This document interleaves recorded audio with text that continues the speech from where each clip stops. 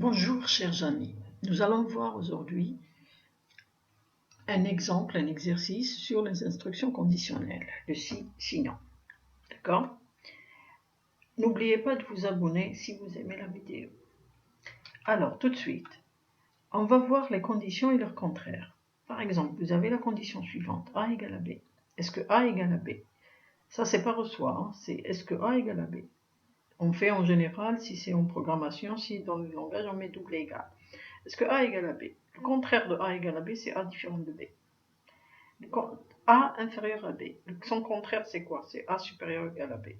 A supérieur à B, c'est quoi? Le contraire, c'est A inférieur ou égal à B. A inférieur ou égal à B, son contraire, c'est quoi? C'est A supérieur à B.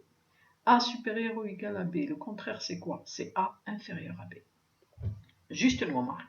Quand vous dites si A égale à B, ça veut dire que vous essayez de vérifier si A égale à B. Et là, on met le double égal, c'est-à-dire qu'on va comparer. C'est pas le reçoit, c'est le double égal, c'est pour comparer.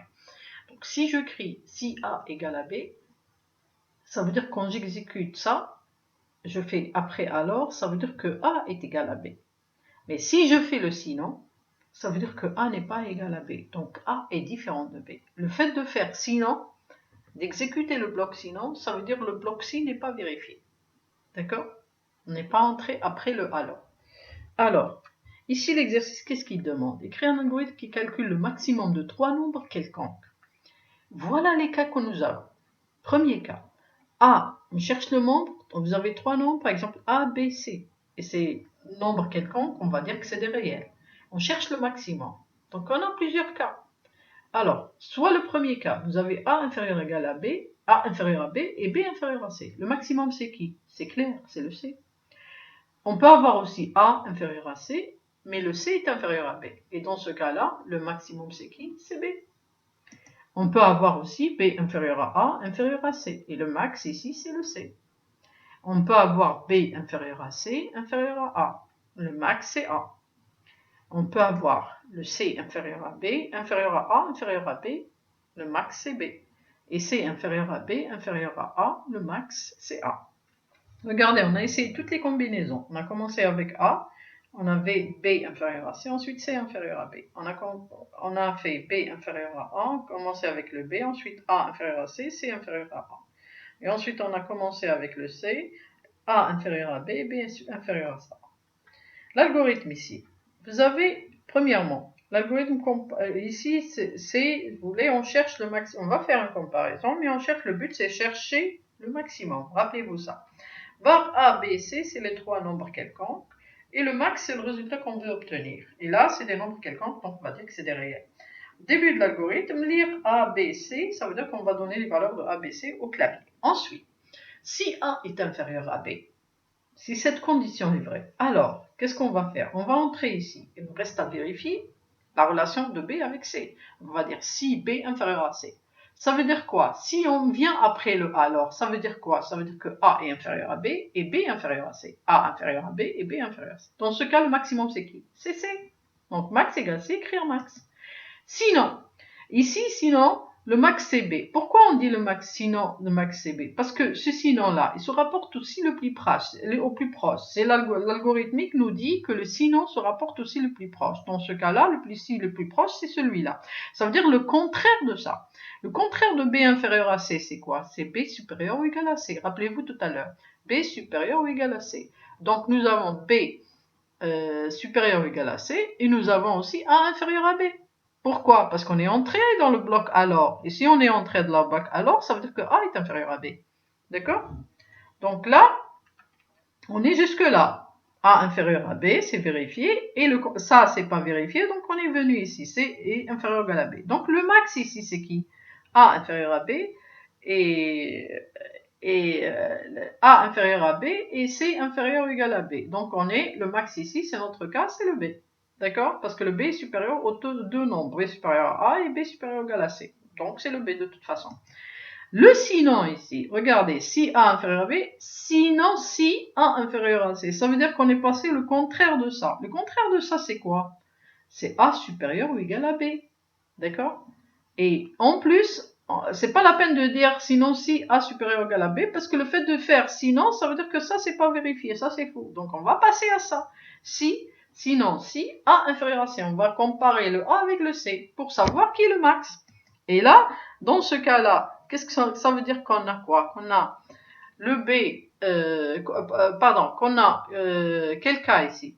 On a, quoi? Le A est inférieur à C, et ça, c'est pas vérifié, le A est supérieur ou égal à B. A supérieur ou égal à B. Donc, qui est le max ici? D'accord? Qui est le max ici? C'est le C. Le B inférieur ou égal à A et A inférieur à C. Donc, c'est le C le max. Donc, le max égale C, écrire max. On va afficher à l'écran le max.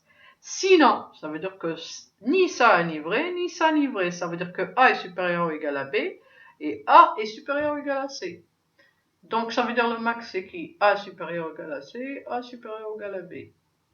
D'accord? S'ils sont égaux, quelle que soit la valeur, elle sera juste. Mais s'ils ne sont pas égaux, vous avez quoi? Vous avez, c'est le A. Le A est plus grand. Donc là, le maximum, c'est A, écrire max. D'accord? On a pris tous les cas avec ceci. On cherche ici le max de trois nombres. Rappelez-vous, on ne fait pas la comparaison entre trois nombres.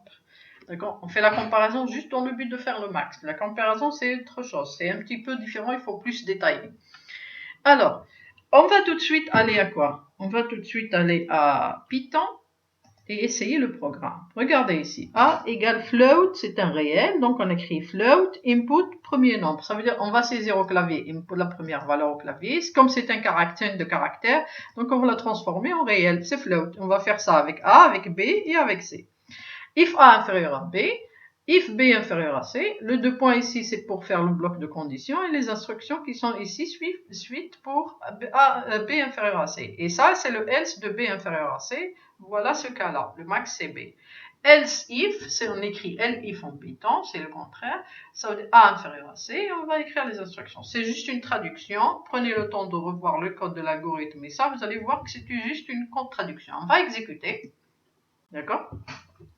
On va donner les nombres. Premier nombre, je vais donner 1, 2 et 3. Le max c'est C, c'est 3. D'accord? Je vais exécuter une autre fois. Je vais faire 1, 3, 2. Donc le premier nombre c'est A, le deuxième nombre c'est B et le troisième nombre c'est C. D'accord? C'est 2. Donc le max ici c'est B. Le max c'est B. Je vais exécuter une autre fois. J'ai fait 1, 2, 3. J'ai fait 1, 3, 2. Donc maintenant, on va essayer de faire 2, 1, 3. 2, 1, 3. Le max, c'est C. Et ensuite, on va faire 2, 3, 1. Là, le max, c'est quoi? Le max, c'est le B. Ensuite, on va faire quoi? On va faire 3, 1, 2. Le max, c'est le premier, c'est A. D'accord? 3, 1, 2. Ensuite, on va faire 3, 2, 1. Le max, c'est le 1. Remarquez qu'on a tous les cas qui sont vérifiés. On a essayé tous les cas. Je pourrais faire, par exemple, deux nombres qui sont égaux. 1, 2, 1. Là, ce sera 2. Le max, c'est 2. Regardez. D'accord? Je pourrais exécuter une autre fois, par exemple, regardez, n'importe quel nombre, on va dire 125, 369. Regardez, le max c'est 369. Voilà pour cet exercice. Rappelez-vous des règles, des conditions, il faut trouver les cas. La question qui s'est posée ici, rappelez-vous, c'est juste que quelqu'un va me dire comment savoir avec quoi je vais commencer, avec quelles conditions je vais commencer. Est-ce que A inférieur à B ou A inférieur à C? Là, la réponse, elle est très simple. Il faut juste respecter ces règles-là. Commencez par ce que vous voulez, mais respectez ces règles-là. Et là, ça marchera toujours, parce que l'algorithme, c'est quoi? C'est les idées. Vous passez sur les idées. Si elles sont logiques, ça va marcher. D'accord? Donc, juste respectez ces règles-là et vous n'aurez aucun problème à faire un algorithme correct, même s'il est différent de la solution que j'ai proposée. Rappelez-vous, ça c'est une solution. Vous pouvez faire une autre solution qui est tout à fait juste. Et testez-la dans un programme pour être sûr que ça marche. Rappelez-vous qu'il faut faire des efforts côté aussi programmation. La théorie juste ne suffit pas. Il faut aller à la programmation. N'oubliez pas de vous abonner si vous aimez. D'accord? Je vous remercie de votre attention. À bientôt.